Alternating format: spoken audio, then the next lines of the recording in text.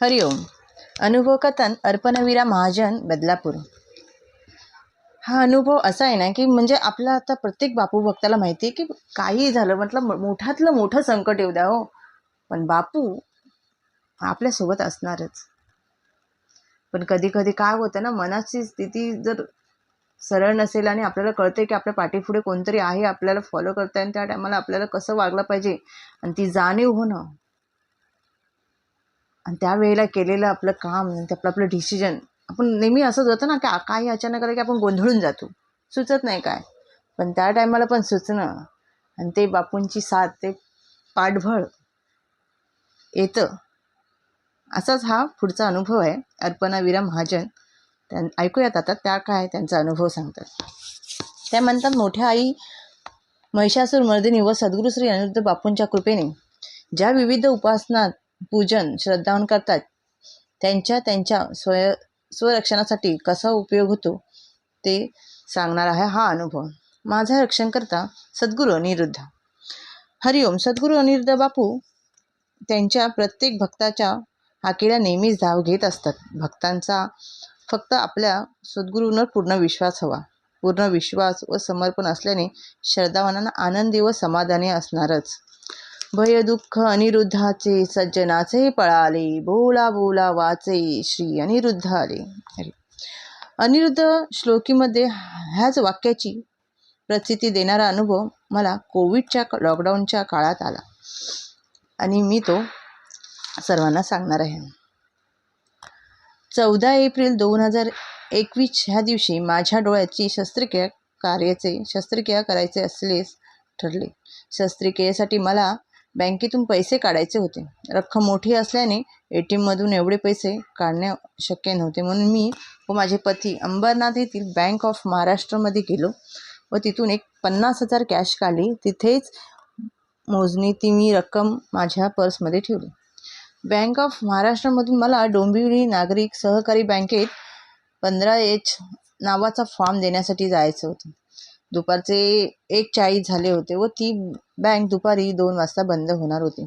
माझे पती माझ्यासाठी शिवाजी चौकात थांबणार होते व मी पुढे चालत बँकेत जाऊन फॉर्म भरून त्यांना पुन्हा शिवाजी चौकात भेटणार होते. व त्याचप्रमाणे सर्व काही व्यवस्थित ठरले व मी बँकेतून पैसे काढले आणि माझ्या पर्समध्ये पैसे असल्याची मला पूर्ण जाणीव होती. त्यामुळे मी ती सतर्क होते. अगदी थोडेच अंतर पुढे चालत गेल्यावर पाठीमागून एक मुलाने मला हाक मारली. म्हणाला, मावशी, तुमच्या पाठीमागे साडीवर खूप घाण लागली आहे, ती बघा. मी त्याच्याकडे बघितलं नाही व दुर्लक्ष करून आणले. घाण असली तरी असू दे. पुढे चालता मग मी जमतेम 10-12 पावले पुढे गेले असताना तोच एक दुसरा माणूस पुन्हा माझ्या मागे आला व म्हणाला, ताई, तुमच्या पाठीवर साडीवर खूप घाण पडली आहे. या माणसाचा व त्या मुलाचा काहीतरी संबंध असावा अशी पाल माझ्या मनात चुकचुकली. त्यांनी कदाचित बँकेतून मला बाहेर पडताना बघितले असावे.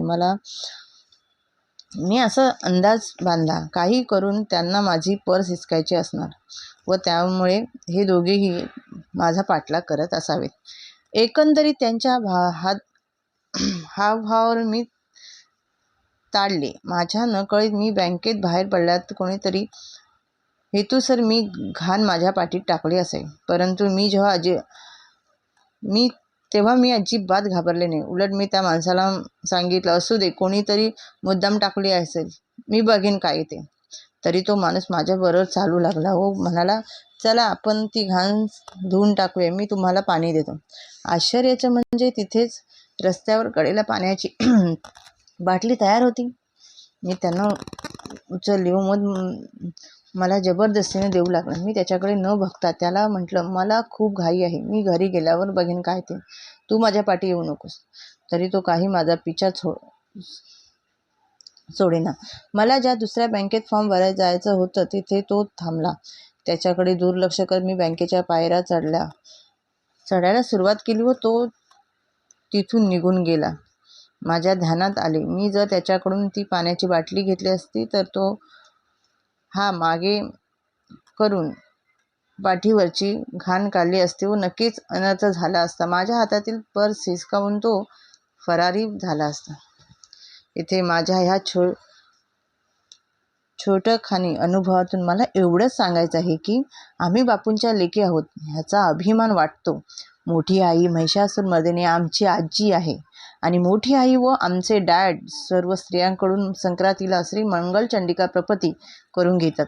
जी स्त्री ही प्रपती करते ती स्वतःच्या परिवाराचे, समाजाचे व देशाचे रक्षण करण्यासाठी समर्थ होते.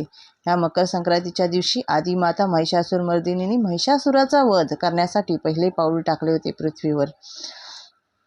बापूने आमच्याकडून मकर संक्रांतीची प्रपती करून घेऊन आम्हाला व सर्व स्त्रियांना निर्भय बनवतात.